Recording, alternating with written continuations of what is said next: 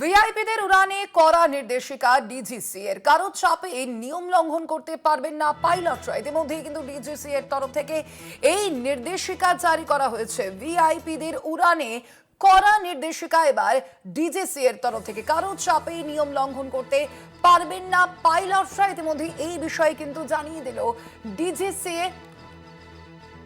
কারো চাপে নিয়ম লঙ্ঘন করতে পারবেন না পাইলটরা বলেও জানানো হয়েছে এই নির্দেশিকা। আমরা এই বিষয়ে কথা বলবার বিস্তারিত জানবো। ফোন লাইনে রয়েছেন প্রতিনিধি অরিত্র ঘোষ। অরিত্র, কি জানতে পারা যাচ্ছে, ঠিক কি নির্দেশিকা দিল এই বিষয়ে ডিজিসিএ? দেখো, director general of civil aviation বা অসামরিক বিমান পরিবহন মন্ত্রকের তরফ থেকে একটি বিজ্ঞপ্তি প্রকাশ করা হয়েছে। যে বিজ্ঞপ্তিতে কার্যত ভিভিআইপিদের বিমান এবং কপ্টার অর্থাৎ এয়ারক্রাফট বা হেলিকপ্টার ফ্লাইং এর ক্ষেত্রে একাধিক নিয়ম মানতে হবে। কড়া নির্দেশিকায় ডিজিসিএ সেটি স্পষ্ট করেছে এবং শুক্রবার সন্ধ্যায় যে নির্দেশিকা প্রকাশিত হয়েছে সেখানে বলা হচ্ছে যে ভিআইপিদেরকে নিয়ে ফ্লাই করার সময় কোনোভাবেই ভিআইপি বা তার সঙ্গে যারা থাকবেন তাদের চাপের মুখে কোন রকম নিয়ম লঙ্ঘন করতে পারবেন না বিমান বা হেলিকপ্টারের পাইলট।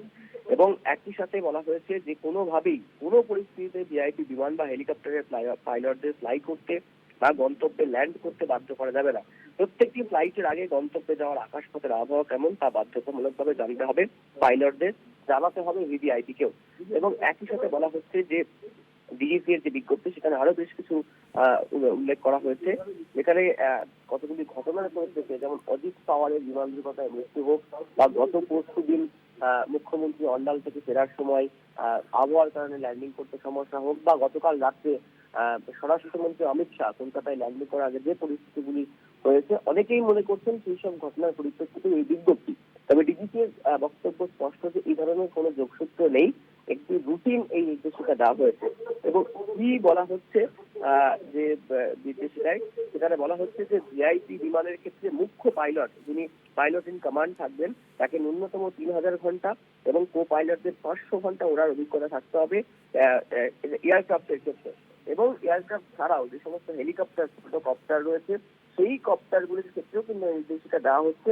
যারা কপ্টারে ফ্লাই করবেন সেই কপ্টারের ক্ষেত্রে ন্যূনতম 2000 ঘন্টা ওড়ার অভিজ্ঞতা থাকতে হবে পাইলট ইন কমান্ড বা মুখ্য পাইলটকে, এবং কো পাইলটকে 300 ঘন্টা ওড়ার অভিজ্ঞতা থাকতে হবে।